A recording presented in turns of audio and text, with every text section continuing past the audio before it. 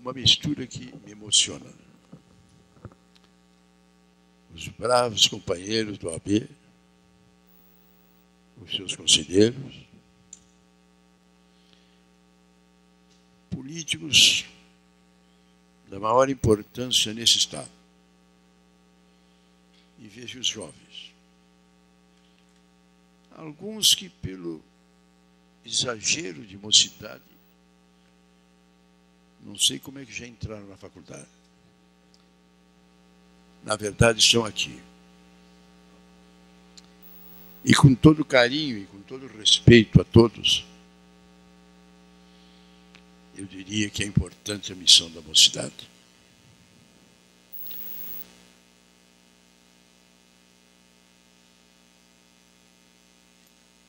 Eu venho de longe.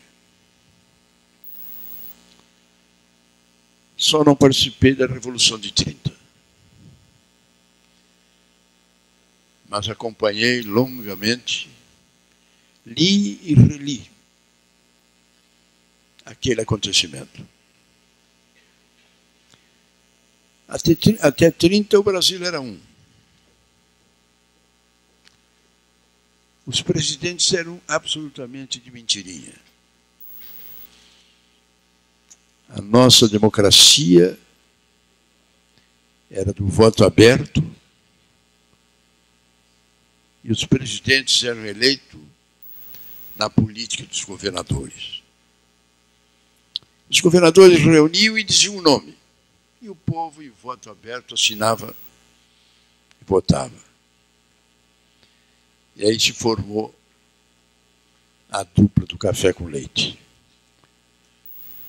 Um presidente era de São Paulo, o outro era de Minas Gerais. Um presidente era de São Paulo, o outro era de Minas Gerais. O resto do Brasil assistia, sem nenhuma capacidade de rede.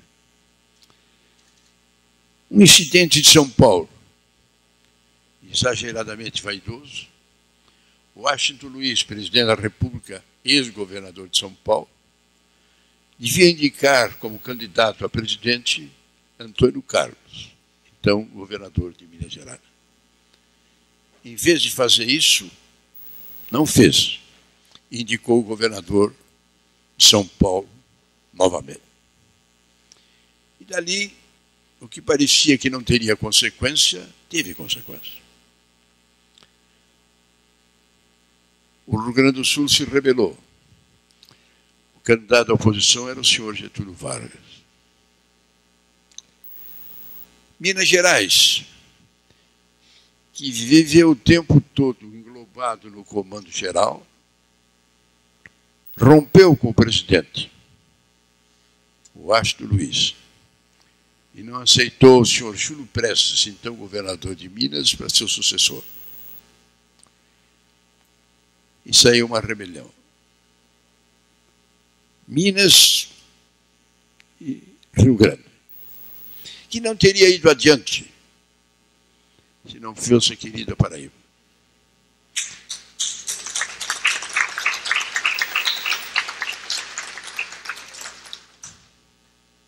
Fora apenas São Paulo e Rio Grande do Sul, Minas e Rio Grande do Sul, seria o estado daquele que perdeu a eleição, Getúlio Vargas, com o estado de Minas que queria ganhar a eleição, mas não foi indicado.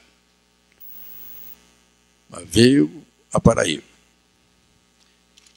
E levantou a voz e proclamou a independência. E aí surgiu a Revolução de 30. No auge dela, o assassinato do candidato a vice João Pessoa, o homem indicado pela Paraíba. Ali começou um novo Brasil. É verdade. Recebi ontem da querida companheira uma biografia que vou ler. Comecei a ler essa madrugada, Zé Américo. É verdade que esse regime de Getúlio Vargas houve um determinado momento em que o mundo praticamente estava de cabeça para baixo. Na guerra de 45 parecia que a democracia ia desaparecer. A França dominada pelas tropas da Alemanha, Paris com a cruz ciática de Hitler, Londres num bombardeio fantástico que parecia que não tinha resistência. Do outro lado, o comunismo, nazismo na Alemanha, fascismo na Itália, comunismo na Rússia. E aqui no Brasil, dois movimentos. Os comunismos, fazendo a intentona comunista, e os integralistas, que eram os camisa preta, que eram os nazistas, também fazendo uma rebelião, inclusive invadindo o palácio. Veio o Estado Novo. Uma época ruim, dura, difícil. Embora eu tenha que dizer que foi naquela época que se consolidou um Brasil nacional. Porque até então os estados tinham uma soberania que hoje deve voltar a ter, mas que praticamente dominava, com toda a força e com toda a autoridade. Hoje estamos aqui, num período que depois da queda do Getúlio em 45, tivemos 54, onde um golpe derrotou Vargas, presidente eleito. Tivemos 64, quando um golpe derrubou João Goulart. E durante 21 anos, na mais longa ditadura do Brasil, 5 generais nomeados o comando das Forças Armadas, escolheu o Costa de Castelo Branco, depois escolheram o Costa e Silva, depois o Médici, depois o Geisel e depois o Figueiredo. Os militares se reuniam, não tinha eleição, o Congresso se reunia e a Arena, com toda a autoridade e com independência, escolhia o general. Foi um ambiente duro, de violência, de tortura, atos institucionais, o Congresso fechado 2 vezes, a Constituição rasgada, promulgada por decreto, uma nova Constituição, governadores nomeados, prefeitura de capitais sem eleição. Foi um momento realmente muito duro. Parecia que não teria fim. Parecia que o caminho do Brasil levava a uma guerra civil. Porque a ditadura de 64 foi militar, sim. Mas a Igreja Católica estava junto com as campanhas Deus, Pátria e Família, fazendo passeata com um terço na mão.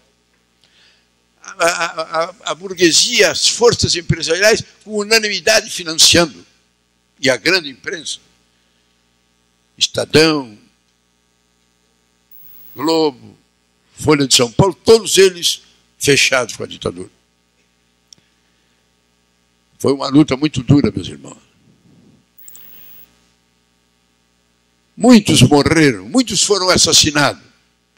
Vocês jovens não podem imaginar, porque hoje vocês ouvem falar, mas nós estamos num clima de liberdade. A imprensa fala, diz o que quer, nós falamos, discutimos, o povo vai à rua, elege presidente, no dia seguinte faz uma pesquisa, pau no presidente, a democracia funciona. Mas naquela época, absolutamente não. Naquela época a censura era total. O Estado de São Paulo, que se rebelou contra a ditadura depois, tem páginas e páginas, publicou 3 vezes os Lusíadas de Camões nas páginas censuradas pela ditadura. Publicou 2 vezes o livro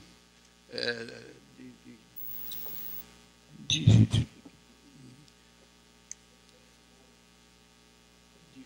comida, de receita da Dona Benta, publicou 2 vezes o livro de receita da Dona Benta nas páginas censuradas pela ditadura.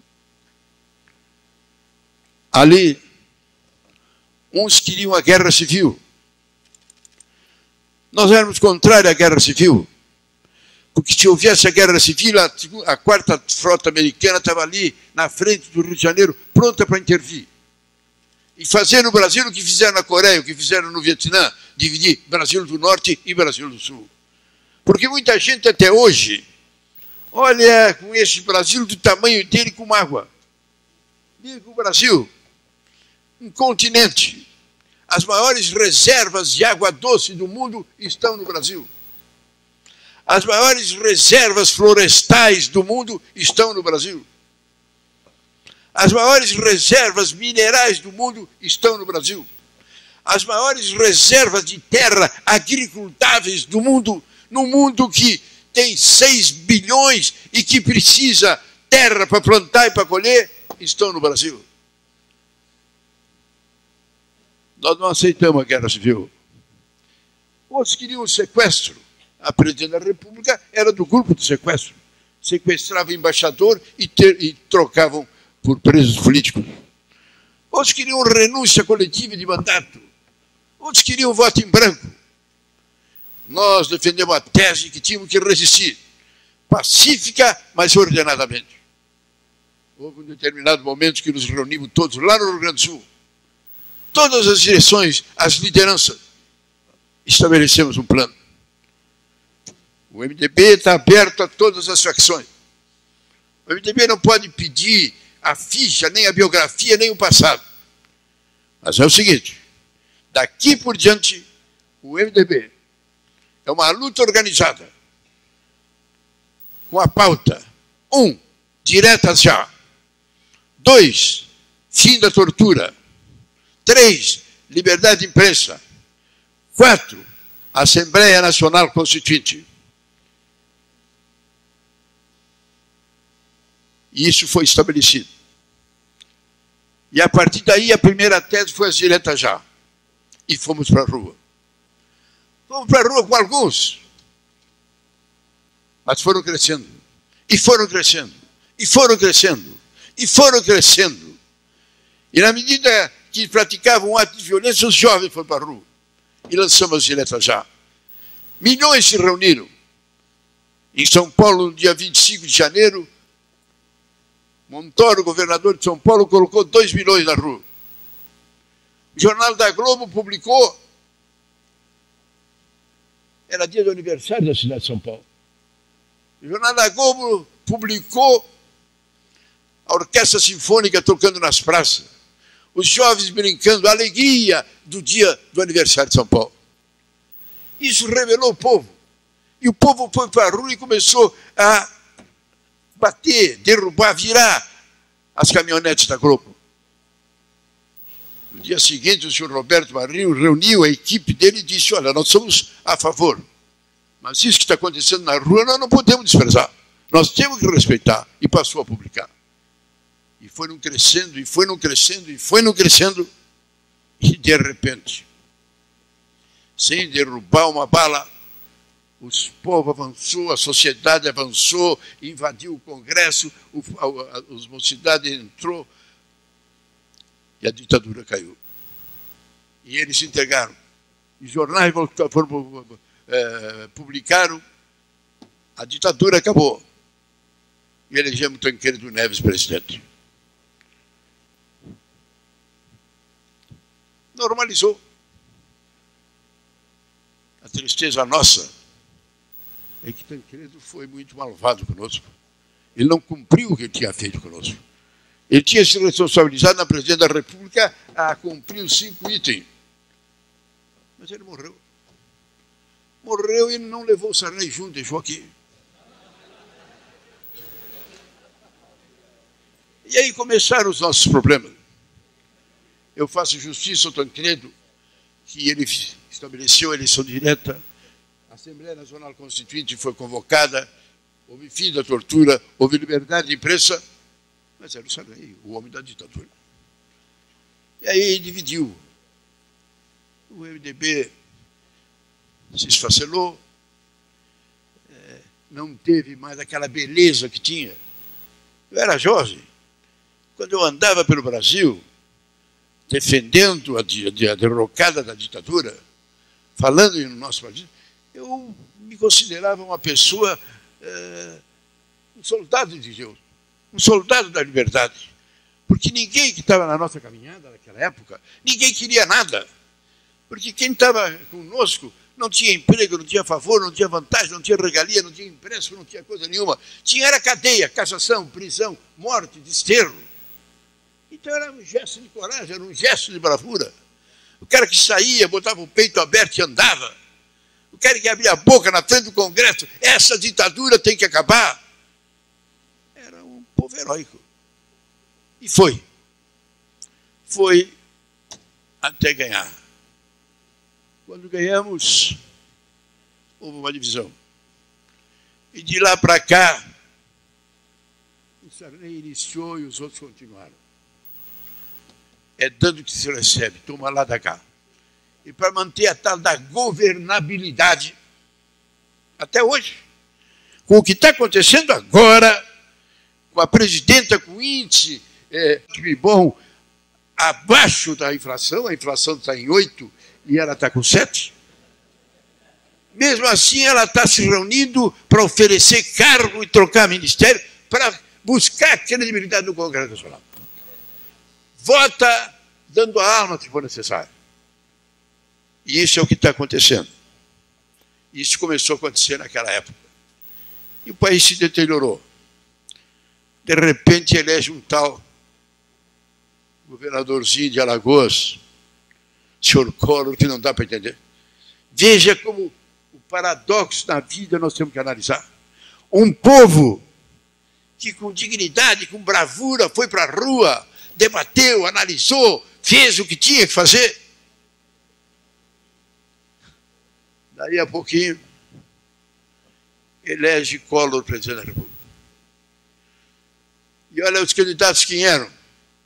Ulisses Guimarães, Miguel Arraes, Lula, Brizola, Aureliano Chaves. Tinham 12, 15 candidatos. Ganhou o Collor. Veio o impeachment. O Congresso, numa página bonita, democrática, abertamente, com ampla oportunidade de defesa, cassou o mandato. É verdade que se olhar agora o que nos levou a caçar o mandato do Collor e o que está acontecendo de roubalheira e bandalheira, eu tinha que pegar o caso do Collor e mandar para o juizado de pequenas causas.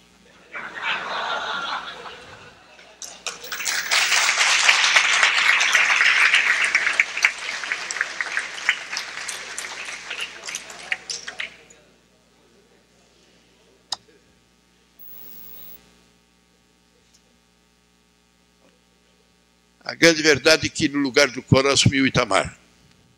Era seu vice-presidente. Mas não tinha nenhuma ligação com o Collor. E o Itamar fez um grande governo. Eu fui líder do seu governo. O Itamar fez um grande governo. Eu falo isso porque é o que eu estou propondo hoje. O Itamar assumiu, nós reunimos todos os presidentes de todos os partidos. Todos. Aí Itamar a gente disse, olha, o povo elegeu o senhor Collor.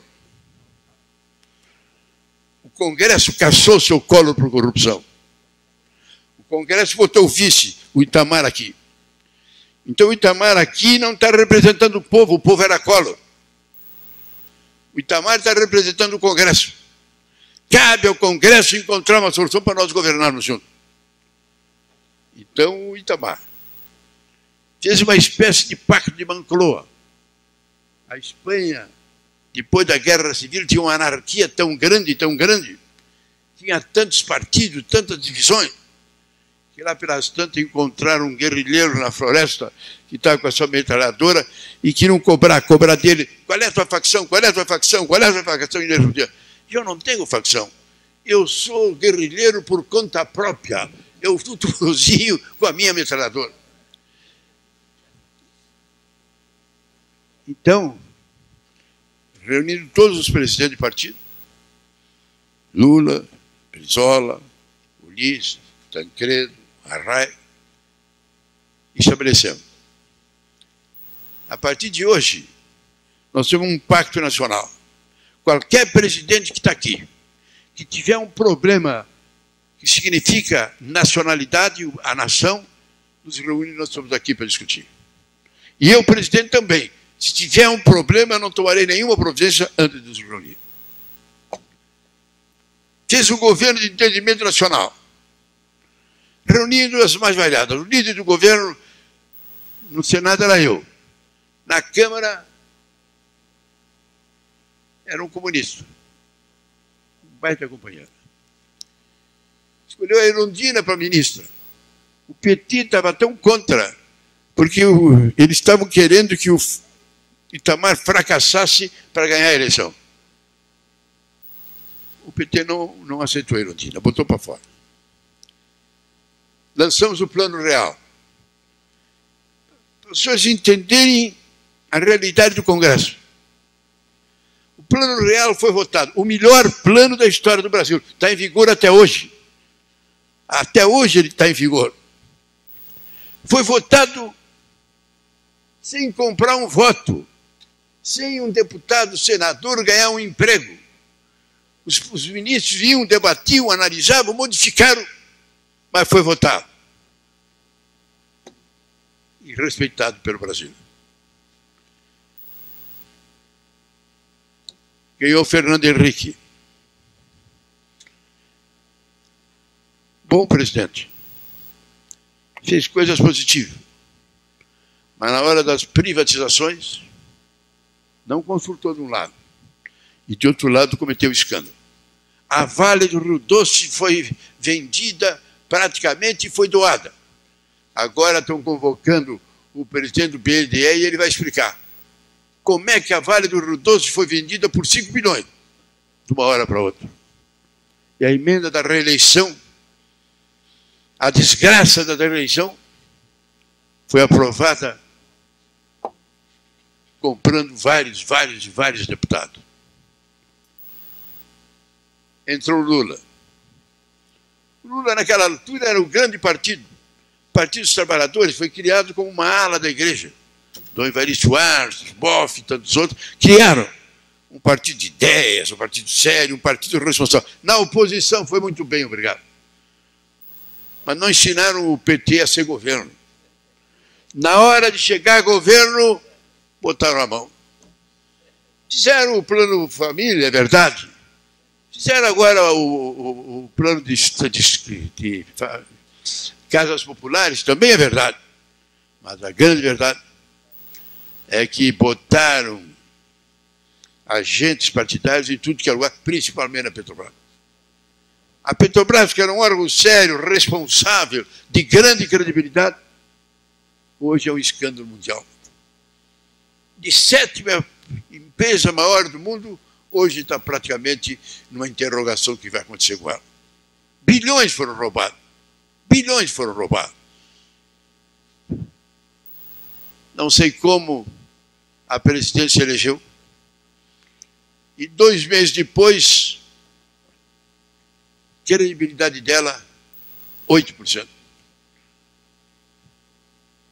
Essa é a situação que nós estamos. Estamos vivendo uma situação que a presidente da República não tem credibilidade. É tida como aluna ouvinte do Lula e que agora se atreve a dirigir do Lula e não se sabe para onde é que vai. O PT está divergindo da presidenta, porque quer adotar uma linha mais radical para ser suas ideias de transformação. E nós não sabemos para onde for. Por isso, nesse momento, esse movimento que está nas ruas é um movimento muito importante. Hoje, no mundo inteiro, tem um fator novo. No mundo inteiro, a grande imprensa, quem era dono da grande imprensa, dominava. Praticamente o povo não tinha como se defender, como se organizar, como coordenar. Hoje, com a internet, as chamadas coligações populares, as chamadas redes populares. É impressionante no mundo inteiro. No Egito, numa semana, os jovens marcaram a data, tal dia, em tal lugar, tal dia, em tal lugar, tal dia, em tal lugar, cercaram e o presidente foi derrubado. E o presidente caiu. A reunião que aconteceu agora no domingo foi assim, ninguém sabia quando vai ser, como vai ser, quem vai ser.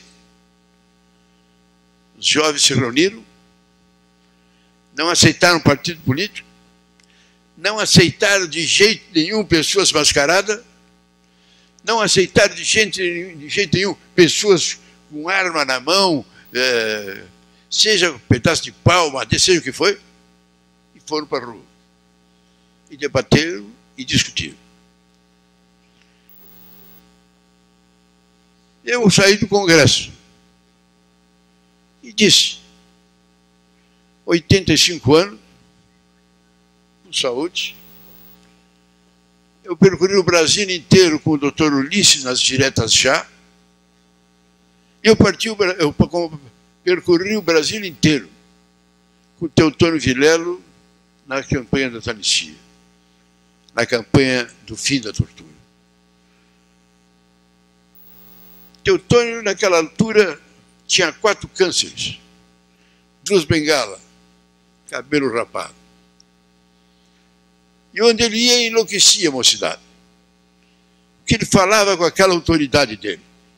Eu estou aqui, eu sou um homem rico. Os médicos me dizem que o que eu tenho que fazer é lá na França, na Alemanha, tem hospital, modelo, hospital, hotel para os homens ricos, onde o teu tipo de câncer, você não tem saída, você vai morrer. Mas em vez de sofrer, em vez de viver, você vai ter uma morte tranquila, serena, passeando, se divertindo. E ele disse, eu podia ir para lá, mas eu não podia ir para lá vendo meu povo assim. Então eu estou aqui com as minhas 2 muletas, eu estou aqui para dizer para vocês que nós temos que lutar pela nossa independência, pela nossa liberdade. Eu estou aqui para dizer para vocês, com o meu exemplo, se eu estou aqui, ouço mal, enxergo mal, falo mal, estou mal, vocês que têm 2 olhos para ver, que têm 2 pés para caminhar, vocês que têm a palavra para gritar, vocês têm que ir para a rua, porque o lugar de vocês é na rua, protestar contra essa ditadura. E o povo gemia, gritava de, eu não sou Teotônio, mas eu tenho o mesmo princípio. Por isso, quando eu saí do Congresso, eu disse, eu vou percorrer o Brasil. Mas não vou percorrer o Brasil no sentido, eu, Pedro Simão, vou percorrer o Brasil e vou me levantar e vou fazer isso. Eu vou percorrer o Brasil fazendo uma aclamação, no sentido, e o primeiro lugar é a OAB, de que a nossa OAB, com a sua história, com a sua biografia, e o nosso presidente, presidente do Conselho de Ética, falaram com tanta importância do que é a OAB, e é verdade, do que ela representou ao longo da história, e é verdade. Essa OAB, nesse momento, tem que compor. Nós temos que ir para a rua, debater, discutir o que nós queremos para o nosso país. Eu costumava dizer e repito, não se espere nada do Congresso Nacional, fonte própria. Mas não se espere nada do governo federal, fonte própria. Não se espere nada do Supremo, fonte própria. Se o povo não estiver na rua, se as manifestações não existirem, se a grita não existir, se o povo não cobrar, não acontece nada.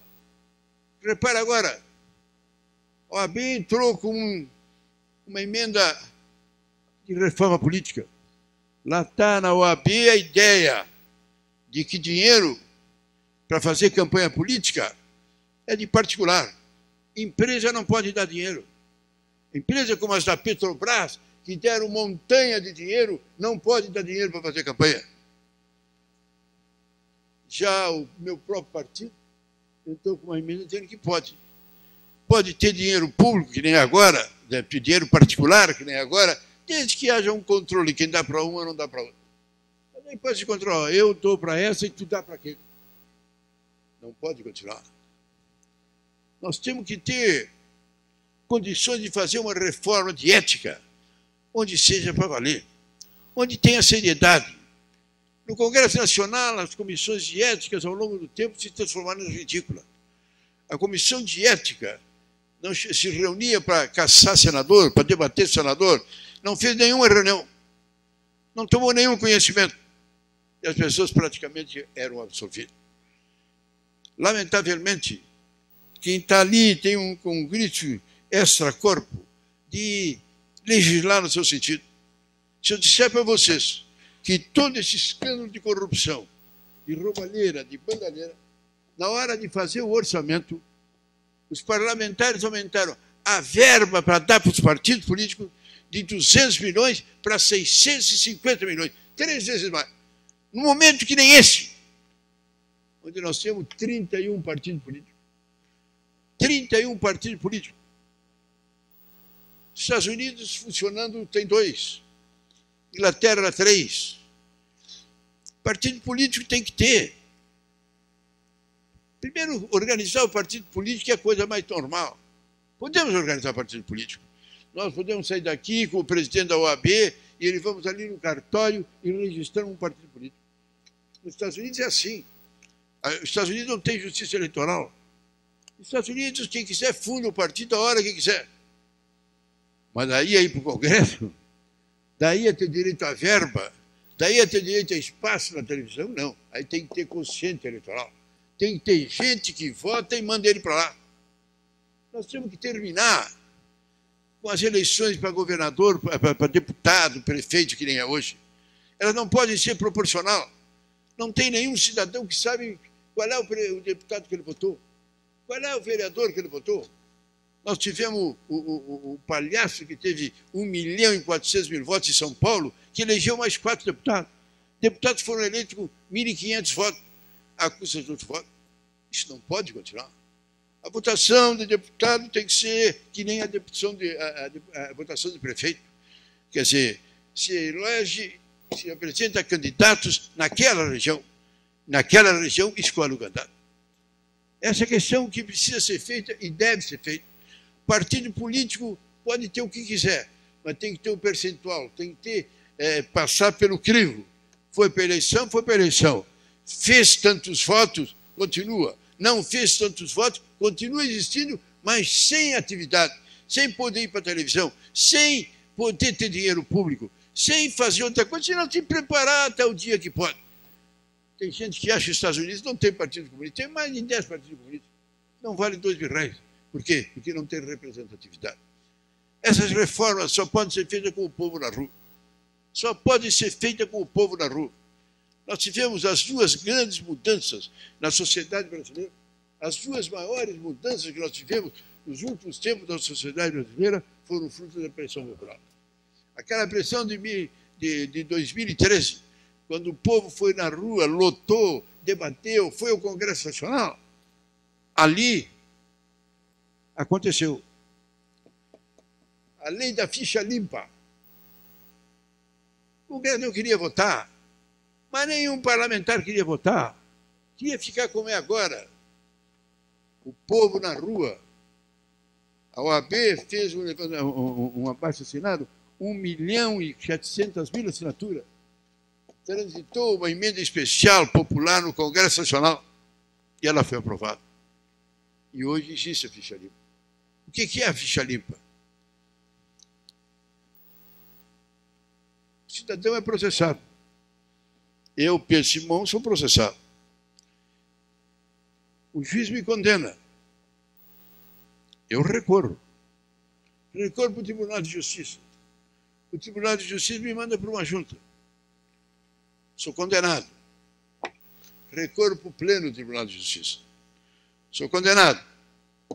Recorro para o Tribunal Superior de Justiça, que me manda para uma junta. Sou condenado. Me manda para o Pleno Superior do Tribunal de Justiça. Sou condenado. E assim vai indo. Então, qualquer político, vereador, o Maluf é o caso mais sério. O Maluf teve mais de 40, 50, 60 condenações. Mas a lei no Brasil diz, só foi condenado definitivamente quando a condenação passar em julgado, quando não tem mais recurso. Então, qualquer um deles pega um advogado, e não precisa ser um advogado brilhante. Ninguém pega um advogado para absolver. Não. Pega um advogado que tenha malandragem, competência, para empurrar com a barriga. E aí passa 7 anos, cai por decurso de prazo. Não tem mais nada. O que é a ficha limpa? A ficha limpa é como é nos demais países do mundo. Eu cometi o crime. Sou condenado pelo juiz. Recorro. Vai para a junta do tribunal. Sou condenado de novo. Eu posso continuar recorrendo. Mas se eu for condenado de novo, eu vou para a cadeia, eu perco o mandato, eu tenho que pagar. Então, não tem mais. Hoje o cidadão tem que ver. Cometeu o crime, é condenado, está liquidado. Desaparece. Então, hoje os partidos políticos, pode ser qualquer partido aqui da Paraíba, se vai escolher candidato, ele já diz, tu tem algum processo, tu tem alguma condenação, tu está respondendo a processo, não vai de candidato porque tu vai atrapalhar a ti e ao partido. Então, hoje já é uma grande realidade. Corrupto não tem lugar. E agora, a dona Dilma, depois de 12 anos de PT, quando estou entrando no 4º mandato, entrou com uma emenda no Supremo, onde a ficha limpa vai valer também para o Executivo. Então não pode acontecer que nem agora, que tem ministros que têm 3 condenações, que estão respondendo a não sei quantos processos e estão no ministro, indicado pelo ministro. Quem está sendo processado não pode ocupar ministério. Então são coisas que a sociedade mudou. A sociedade mudou. A outra é o mensalão. O mensalão, o Supremo Tribunal nunca botou deputado na cadeia. O Supremo Tribunal nunca botou empresário na cadeia. Nunca botou governador, seja quem for na cadeia. Sempre deixava na gaveta, não fazia nada. Agora não. Agora a cobrança, o povo foi na rua e o mensalão teve que agir. E o Supremo decidiu. E o senhor Zé Dirceu, o todo-poderoso primeiro-ministro, chefe da Casa Civil, foi para a cadeia. E o presidente da Câmara foi para a cadeia. E o presidente do PT foi para a cadeia. E o tesoureiro do PT foi para a cadeia. E o diretor-presidente de um banco que nunca tinha acontecido está na cadeia. Isso mudou. Porque o povo foi na rua.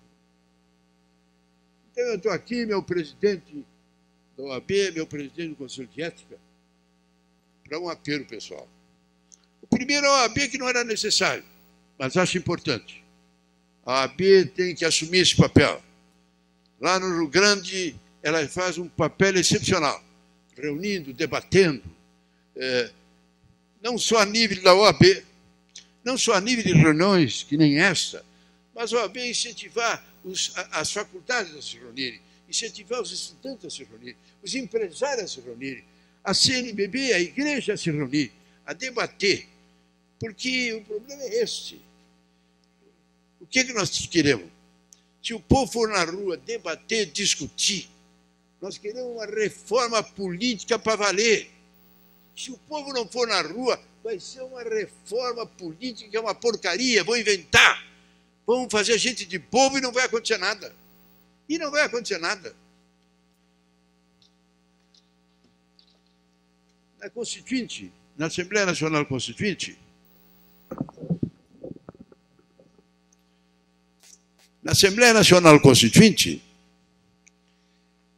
com a morte do Tancredo, assumiu o Sarney.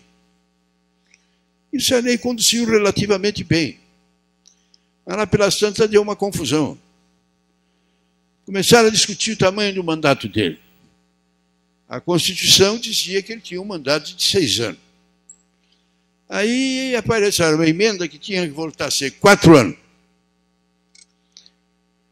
com parlamentarismo. O Sarney concordava em parlamentarismo, mas queria 5 anos. Eu era governador do Rio Grande do Sul e fui numa reunião de governadores e disse, eu sou a favor. Pode ficar até 5 anos, pode ficar até 6 anos. Se for com o parlamentarismo, se nós adotarmos, não tem problema. Deu a discussão, deu a briga e terminou valendo o quê? 4 anos sem parlamentarismo. Sem reeleição. Fernando Henrique adotou a reeleição. Então, aí a Constituinte não teve mais independência. Aí houve a divisão dos moderados, do centrão, que ficava com o Tancredo, com o Sarney, e os outros grupos, nossos, inclusive do MDB, que nem eu, os autênticos, que divergiam. E a partir dessa divergência, ficou muito difícil a Constituição. Então, a nossa Constituição, que é boa, que é respeitável, considerada a Constituição cidadã, e é verdade, ela tem alguns aspectos negativos. Reforma agrária. Então, vamos fazer reforma agrária. Mas fazer como a reforma agrária? Quantos hectares para fazer a reforma agrária? Como é que era o pagamento da reforma agrária? Não se chegou à conclusão. Então, o que está na Constituição? O Brasil fará a reforma agrária, parágrafo único, de acordo com lei complementar. Já estamos há 25 anos e não tem nem projeto de lei complementar, não tem coisa nenhuma. Fidelidade partidária. Todo mundo quer fidelidade partidária. O que diz a Constituição? O Brasil terá reforma partidária, parágrafo único, na forma de lei complementar. Passou todos esses anos e o Congresso não votou a reforma partidária. O Supremo, no vazio da lei, de uma disposição legal da Constituição, regulamentou. Reforma, fidelidade partidária. Perde o mandato o parlamentar que trocar de partido, que for candidato para um partido diferente daquele que ele foi candidato. Foi uma decisão fantástica. Assustou todo mundo e passou a existir. Mas aí o que os líderes, as lideranças do Congresso fizeram? Reparem vocês. Elas se reuniram, não podiam mandar contra o Supremo. Porque o Supremo invadiu a nossa competência. Não podiam dizer isso porque o que o Supremo disse ao criar o dispositivo é o seguinte: tem um dispositivo na Constituição, o Congresso não fez nada até agora, então tem um vazio de 20 anos, nós, Supremo, temos que preencher. E preencheram. Perde o mandato o candidato que muda de partido. Aí o Congresso se reuniu. E pegou o dispositivo do Supremo e o que fez? Perde o mandato o candidato que mudar de partido. Parágrafo único. Não perde se ele sair para fundar um novo partido. Então, além de uma vigarice, aí estão os 31 partidos, está todo mundo saindo para criar partido, para um poder sair e entrar no outro. Aí criou uma confusão agora. O governo criou o PSD. O PSD, que é um partido, o ex-prefeito de São Paulo, e que passou a ter simpatia do governo federal. E diz o pessoal do MDB, com mágoa, de que esse partido, o PT criou para esvaziar o MDB. Era um partido novo e que ia encher de gente. Então, o que votaram agora? Votaram agora. Perde o partido, deputado que mudar de partido. Perde o mandato. Bom, tá certo. Não pode mudar de partido. Tá certo. Agora, o que ele diz? A não ser para fundar partido novo? Sim. Mas parágrafo único. Para fundar partido novo, só pode mudar de partido 5 anos depois. O partido tem que ter 5 anos para depois receber deputado. Escolha boa, analisou. Mas é um item de interesse dos deputados, dos parlamentares, dos presidentes dos partidos, e não da sociedade brasileira. E isso está acontecendo em vários setores. Em vários setores. Nós temos, meu presidente, a OAB tem, e a OAB já fez. Mas fez, por enquanto, por conta dela. A OAB já fez uma pauta e entregou para o presidente. É essa a pauta que nós queremos. Mas o que eu quero discutir é que nós temos que ter uma pauta que a sociedade conheça, que os jovens conheçam, que os acadêmicos conheçam, que a gente vá para a rua debater, discutir e cobrar isto. Aí passa. Por exemplo, a ficha limpa passou porque era de uma clareza meridiana. Nós queríamos o processo. Condenado a segunda vez, cadeia. E não tinha como mudar. Foi aprovado. Mensalão é a mesma coisa. Nós queremos que seja cumprida, que não fique na gaveta, que seja julgado. Deu certo. Se nós agora, a partir desse momento que está aí, desses jovens que estão aí, debater e discutir se a OAB, se a CNBB, se os jovens, se qualquer um de nós fizermos esse trabalho, ele vai adiante. E o que eu acho, meu bravo presidente da OAB, meu querido presidente do Conselho de Ética, que junto com isso, nós temos que estabelecer uma fórmula através da qual a gente já não precisa nem dizer tem que ser ética, não pode roubar, não pode não sei o quê. Nós temos que estabelecer algumas normas para mudar o que está vivendo hoje. Porque hoje o negócio que se diz é que o brasileiro tem que levar lucro em tudo, tem que dar o jeitinho brasileiro. A impressão, a repercussão que o Brasil tem a nível mundial, que a nossa ética é muito elástica, ela é muito relativa.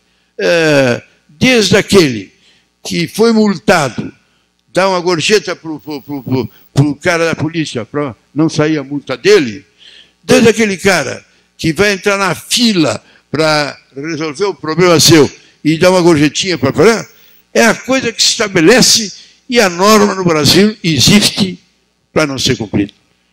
Eu acho que estabelecer isso, esse princípio, estabelecer essa posição de que tem que começar pelo presidente, tem que começar pelos ministros. Por isso eu lutei a vida inteira, durante 20 anos eu quis criar uma comissão, uma CPI sobre as empreiteiras. 20 anos, nunca consegui. Nunca me deixaram. Ia lá, discute, debate, vai, não vai, e não saiu. De repente, está aí o que está acontecendo. Até me machuca, mas ainda hoje aparecia na televisão, no Jornal Nacional. Os donos das empreiteiras, o diretor-presidente, etc. e tal, algemado, indo para a cadeia. É o início importante. É o início. Aquele cidadão que está ali, que está indo na cadeia, aquele deputado que é caçado, que está indo para a cadeia, serve de exemplo para cada um de nós fazer o que deve ser feito. O estudante, o jovem, o trabalhador, fazer o que tem que ser feito. Agora, como vinha o Brasil, vocês reparam o que aconteceu no Brasil? O governo pegou a Petrobras. Petrobras é o fato mais importante que nos orgulha mais na política mundial. O Brasil não tem nenhum prêmio Nobel, é impressionante, a Argentina tem, o Chile tem, nós não temos. O Brasil não tem nenhum grande destaque, nem no cinema.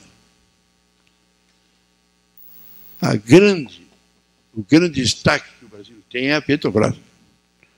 A Petrobras que foi descobrir petróleo, repito, a 7 quilômetros de profundidade. A Petrobras, quando descobriu o petróleo a 7 quilômetros, foi um deboche mundial. Tá, ela descobriu o petróleo a 7 quilômetros. Eu quero saber como é que ela vai tirar esse petróleo de 7 quilômetros. Provou, encontrou a fiabilidade. O que aconteceu com a Petrobras? O doutor Lula, depois da dona Dilma, politizaram. A Petrobras tem umas 10 empresas há séculos, uma do petróleo, outra do óleo, outra de exploração internacional. Cada uma dessas deu para um partido. E o partido indicou quem quisesse. Podia até, eu não estou discutindo botar, os partidos têm gente séria, competente, capazes. Podia o partido, não, essa direção é tua, mas me dá o nome do cara.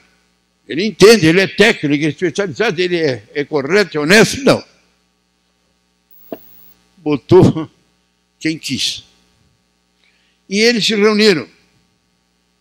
Aí fizeram o clube. O clube. Do lado, esses, os dirigentes, E do outro lado, os dirigentes das empreiteiras. Se reuniram, aí chegava no início do ano, a Petrobras estabelecia quais são as obras que eles vão fazer esse ano.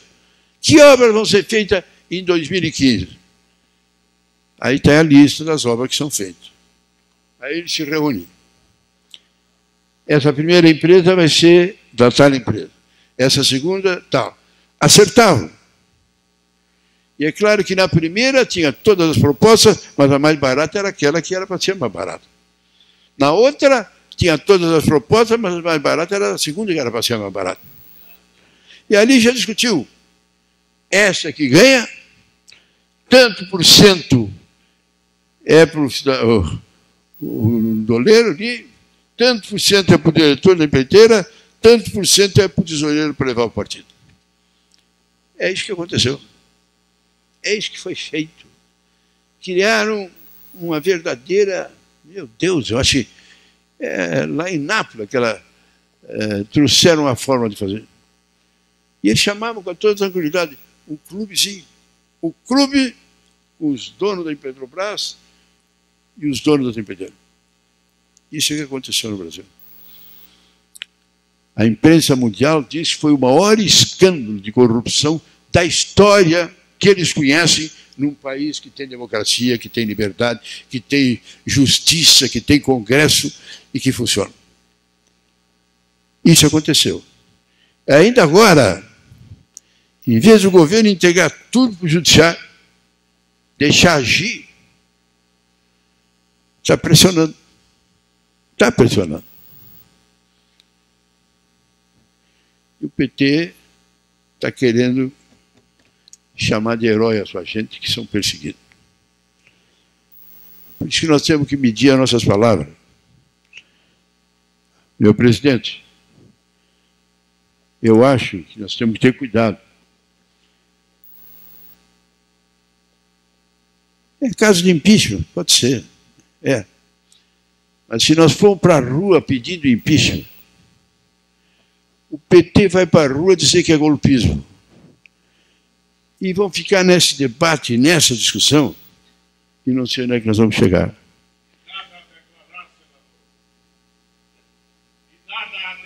Nada a declarar, como disse na CPI o ilustre diretor. Agora, se nós estabelecermos uma pauta de reformas a ser feita, se nós insistirmos que o caso da Petrobras tem que ser decidido pelo juiz Moro, uma pessoa espetacular, um juiz de primeiríssima grandeza lá de São Paulo, de Paraná, que está agindo com capacidade, com competência, com honradez, ele sozinho, enfrentando esse mundo inteiro, com os melhores advogados do Brasil, com tudo que se possa imaginar, e ele ali, a imprensa em cima dele, e o grande perigo quando uma pessoa se notabiliza, ganha prestígio, e a imprensa está em cima, é que ele se deixa levar. Manchete de jornal nacional, manchete não sei do que, ele se deixa levar e quando vai ver, ele se complica. Esse Aldo não deu uma entrevista. Ele não fala, ele só dá as decisões dele, dá as determinações. Começou com competência, começou fechando e fez uma divisão. Os políticos estão aqui, os outros estão aqui. Porque onde tem político vai para o Supremo Tribunal. E onde vai para o Supremo fica na gaveta 2, 3, 4 anos. Então ele fez empreiteiro de companhia, não tem foro privilegiado, é ele que vai julgar. Estão com ele. E os políticos que têm povo privilegiado foi lá para o Supremo e se virem no Supremo. Isso é que tem que acontecer. Eles devem levar isso adiante. E nós, o povo, primeiro, cobrar que é isso que aconteça. Segundo, apresentarmos uma plataforma real de mudança. O Brasil não precisa ter 31 partidos políticos. Vamos estabelecer. O Brasil vai ter tantos partidos quanto o povo quiser. Eu duvido que numa eleição, numa votação que se faça no Brasil, tenha mais de 3 a 4 partidos que preencham o percentual necessário. Segundo, todo mundo fala muito do meu partido, do MDB, que ele quer cargo, que ele quer cargo, que ele quer cargo. Ele agora, na proposta que ele mandou para o governo, ele apresentou uma proposta interessante. Baixar de 41 para 20 ministros. Muita gente diz que o PMDB fez isso de um golpe, para não ter essa fama de querer cargo, mas na certeza que não vai ser aprovado. A dona Dilma que aprove. A dona Dilma que pega o MDB pela palavra e cobre os outros partidos, vamos ter só 20 ministérios.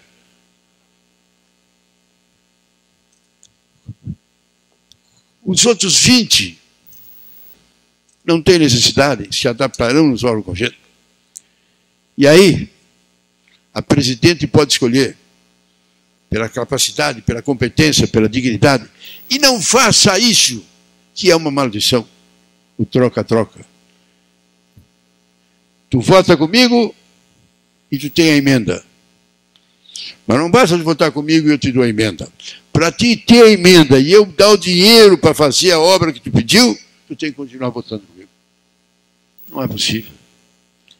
É uma imoralidade. É uma indecência nesse sentido. Terminar com isso. 20 partidos. Não. 3, 4 partidos. Terminar com tem que terminar com a aliança de coligações partidárias para a eleição de vereador, deputado estadual e deputado federal. Pode fazer coligação para eleger o prefeito. Pode fazer coligação para eleger o governador. Pode fazer coligação para eleger o presidente. Mas não para deputado. Para deputado, não. Por quê? Porque fazem as coligações e um grande partido pega um tiririca da vida e bota aqui, pega outro cara daqui e terminam elegendo uma bancada que não tem nexo, uma bancada que é a bancada lá do fim do plenário, uma bancada sem nenhuma credibilidade. Isso é necessário, meus amigos. Isso é fundamental. Eu percorro o Brasil nesse sentido, fazendo um apelo. Um apelo para os meus amigos da OAB, apelo para os companheiros da CNBB, um apelo para os estudantes. A Uni ficou muito acobertada. Ela teve uma atuação magnífica, extraordinária, mas meio que se adaptou. Hoje a Uni tem uma verba enorme e é um órgão a sécula do PT. Ela se reúne quando o PT diz para fazer cobertura. A CUT é a mesma coisa. Quem diria? Aquela CUT de luta, de garra, de debater, de discutir, é um órgão de cobertura. O próprio Lula, quando viu os milhões que apareceram na rua, disseram, nós temos que arregimentar o nosso exército da CUT e irmos para a rua. Não é por aí. Eu deixo essa mensagem. Que cada um faça a sua parte. Se nós conseguirmos isso, o estudante nas suas aulas com os seus alunos, o advogado no seu dia a dia, os jovens debatendo e discutindo, se nós conseguirmos ir para a rua e exigir uma bandeira de paz, de justiça, de liberdade, nós podemos fazer desse país uma grande nação. Eu não tenho nenhuma dúvida, meus irmãos. O destino do Brasil está ligado com a liderança no mundo. O mundo vai precisar do Brasil. E serão, com a tecnologia moderna que nós temos hoje, que produz arroz, trigo, soja, multiplicando a cada ano a sua produtividade, com a produção de gado, que antigamente precisava uma longa extensão, e agora com o gado confinado, numa pequena extensão, tu praticamente dobra o número necessário. O Brasil tem tudo para chegar lá. Tem tudo para chegar lá.